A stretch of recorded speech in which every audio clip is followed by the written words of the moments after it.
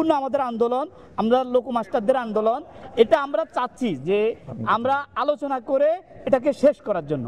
কিন্তু আলোচনা করতে আমরাও রাজি, আমাদের নেতারাও রাজি, অবশ্যই আলোচনা করবে, আলোচনার মাধ্যমে সমাধান হবে। কিন্তু একটা জায়গায় আসি আমরা ঠেকে গেছি। আমরা কি ঠেকে গেছি? আমরা ঠেকে গেছি এই 2022 সালের আগে যারা নিয়োগপ্রাপ্ত তারা পেনশনের সাথে 75 অ্যাড করে আনুতোষিক হারে তারা সকল সুযোগ সুবিধা পায়।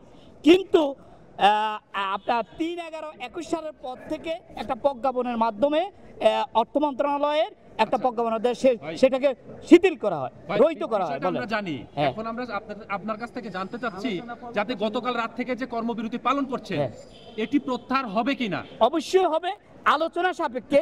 আমাদের দাবি, যৌক্তিক দাবিটা সমাধান সাপেক্ষে। সমাধান আমরা যদি 100% সমাধান না হয় অন্তত 80% তো সমাধান হবে। কত পার্সেন্ট হলো এখন আজকের বৈঠকে আমরা দৃশ্যমান এখনো কিছু পাইনি। আমাদের নেতা শিমুল বিশ্বাস মহোদয়, না আমি সেটা বলতেছি না, হয়েছে আমাদের, আমি বলতেছি রাখেন 2022 সালের যে নিয়োগপ্রাপ্ত তাদের একটা বিষয় সমাধান আলোচনা সাপেক্ষে আসছে, সেখানে 140 জন বর্তমানে রানিং স্টাফ আছে, তাদের একটা আলোচনার ফলাফল আসছে। তাহলে কি আগামীকাল আপনাদের কর্মবিরতি চলছে কি? আচ্ছা, এটা আমরা বলতে পাচ্ছি না, আলোচনা সাপেক্ষে বলতে হবে আমাদের। কে বলতে পারবে? এটা আমি শুনেন, প্রতিনিধি। হ্যাঁ, আমি আমার কথা শুনেন ভাই, শেষ করতে দেন। বলবো আমাদের দাবি না মানলে চলবে, আমাদের নেতা আলাপ করে। আমার কথা শুনেন ভাই, কোনো দাবি মানা হয় না এ পর্যন্ত।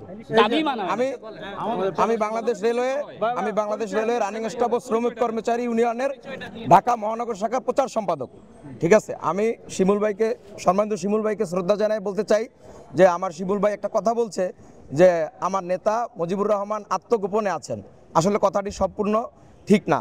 উনি দীর্ঘদিন যাবৎ অসুস্থ ছিলেন এবং ওনার কার্ডিয়াক সমস্যার কারণে উনি গত পরশু থেকে উনি হাসপাতালে ভর্তি আছেন। ঠিক আছে, আমার নেতা মুজিবুর রহমান সাহেবের সাথে আমরা কথা বলার পরে তারপর আমরা ডিসিশন দেব। কিন্তু আমরা ভিতরে বসে বলেছি যে আমাদের 3 যতক্ষণ পর্যন্ত বাতিল না হবে ততক্ষণ পর্যন্ত সারা বাংলাদেশে কোনো প্রকার ট্রেন চলাচল করবে না। আমরা আন্দোলনের ভিতরে থেকে আমাদের দাবি আসবে, দাবি পূরণ হবে, তারপরে রেল চলাচল স্বাভাবিক হবে। এর আগে কোনো প্রকার রেল স্বাভাবিক হবে না।